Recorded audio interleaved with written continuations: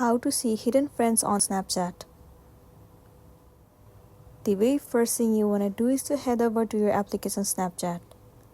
Enter your login credential, as in your username and the password, and log into your specific account.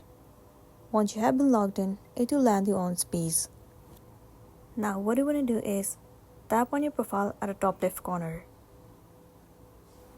Scroll down and you'll get to see the option where it says My Friends. Click on it. Well, in this page, it will show you all the list of the people that you are friends on Snapchat. So in here, first of all, you should know that there is no any option or the feature where you can hide your friends on Snapchat.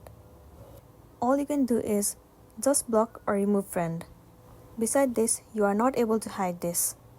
If you don't want them in your chat feed, you can simply block or remove the friend. After that, you can add them again if you want to, and then you'll be good to go. So that's all for today, and this is simply how you can see all the hidden friends on Snapchat. Make sure to smash the like button and consider subscribing if you found this video helpful. We'll see you in the next one.